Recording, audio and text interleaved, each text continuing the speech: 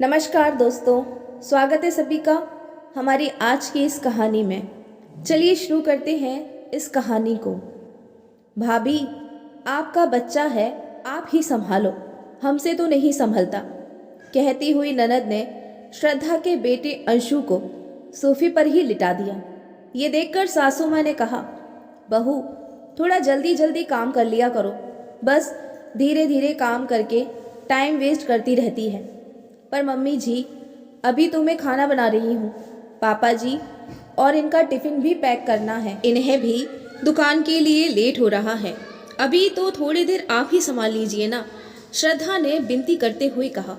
अरे काम की इतनी ही चिंता है तो थोड़ा जल्दी उठ जाया कर, हर काम धीरे धीरे करती है, हमारी मदद के लिए तो कोई नहीं होता था, फिर भी दो दो बच्चे पाल लिए हमने, और एक इन्हें देखो, एक बच्चा नहीं पलता इनसे, सास ने श्रद्धा को सुनाते हुए बोली। अरे उससे नहीं हो रहा तो तुम ही टिफिन पैक कर दो। दोनों माँ बेटी सुबह सुबह बस बहू को सुनाना शुरू कर देती हो। पोता पोती भी चाहिए पर उन्हें संभालना नहीं है। और कौन सा अकेले करती थी तुम काम, मेरी अम्मा संभालती थी बच्चों को, ससुर जी ने अंदर से आते हुए कहा। अब अपनी बहू को कुछ कहूँ भी नहीं, चढ़ा लो उसे माथे पर। तुम्हारी अम्मा के साथ मैंने निभाया है, ये मेरा ही जी जानता है, तुम्हारा क्या है, तुम तो बस मुंह हिलाकर बैठ जाते हो। सास नाराज होकर बोली। अच्छा अच्छा ठीक है, अब छोड़ो उन सब बातों को। बहू तुम तो टिफिन पैक करके ला दो, जो हम फटाफट यहाँ से निकले, नाश्ता हम दुकान पर ही कर लेंगे, कहकर ससुर जी ने बात को वही खत्म किया। ससुर जी की बात सुनकर श्रद्धा फटाफट रसोई में गई और टिफिन पैक करके ले आई, जिसे लेकर ससुर जी और उसकी पति अनूप घर से रवाना हो गए। लो, बहू के राज में आज भी बिना नाश्ता किए ही चले गए। बहू तू कोई अनोखी माँ तो नहीं बनी ना, जो माँ बनने के बाद घर में सबको सुबह सुबह भूखा ही रख देती है।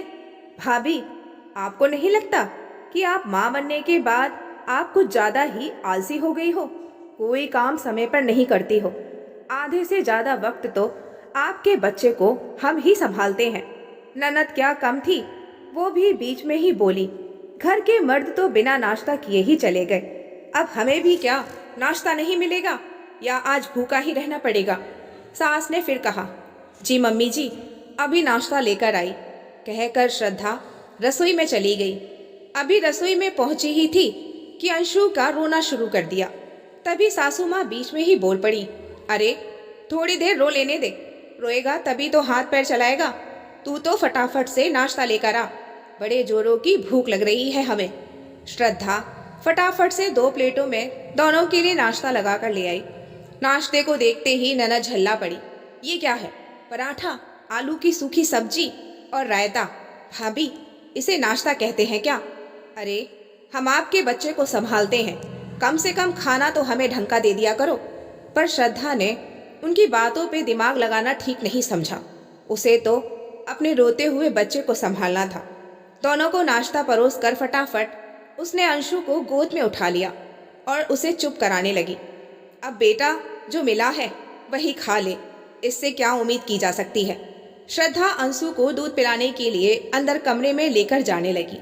तभी सासू माँ ने कहा, अब जाने से पहले कम से कम पराठे का कैसरोल तो रख जा, अब क्या खाना खाते खाते हम लोग उठकर रसोई में जाएंगे पराठा लेने के लिए। श्रद्धा अंशु को लेकर ही रसोई में गई और हॉटकेस उठाकर बाहर लेकर रख दिया।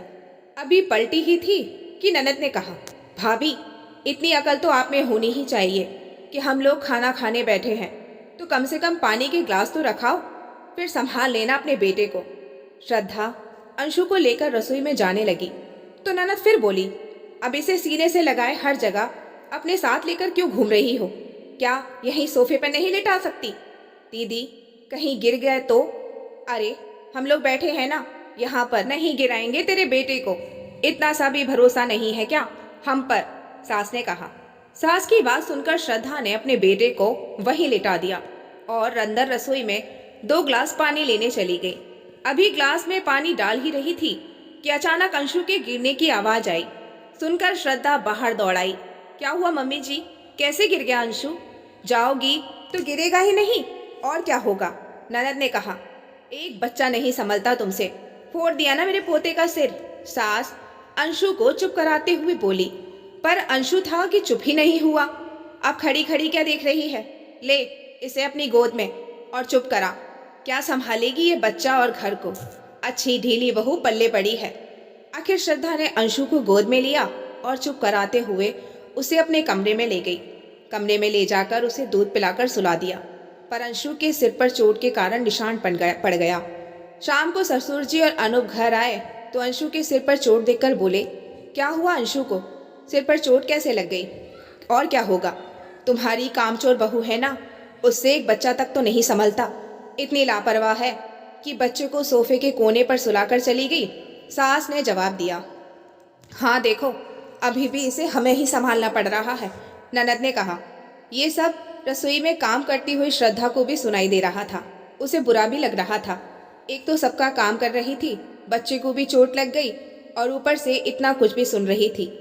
बहू खाना बन गया हो तो फटाफट से सबके लिए खाना लगा दे और फिर संभाल अपने बेटे को, हम भी थक गए हैं। श्रद्धा ने डोंगे में सब्जी निकालकर और रोटी कैसरोल लेकर बाहर टेबल पर लाकर रख दिया। साथ ही कटोरी, प्लेट और ग्लास सब कुछ वहीं लाकर रख दिया। ये देखकर सास बोली, ये सब यहाँ लाकर क्यों रख रही है? मम्मी जी, मैंने खाना बना दिया है और सारा सामान भी यहीं लाकर रख दिया है। अब आप लोग अपनी अपनी प्लेट लगाइए और खाना खा लीजिए। उसके बाद अपने अपने झूठे बर्तन रसोई में रखाइएगा। तब तक मैं अंशु को संभाल लूँगी। उसके बाद आप अंशु को संभालिएगा ताकि मैं खाना खाकर रसोई को साफ सफाई से कर दूंगी। श्रद्धा ने कहा, तू हमें काम बता रही है? दिन भर तेरे बेटे को संभालते हैं, वो क्या कम है कि अब तू ये हरकत करने लग गई? खाना परोसने में भी जोर आ रहा है। बड़ी कामचोर होती जा रही है तू। सास ने कहा, मम्मी जी, दिन भर काम करने के बाद अपने बेटे का सिर फुड़वाने के बाद भी कामचोर ही तो हूँ।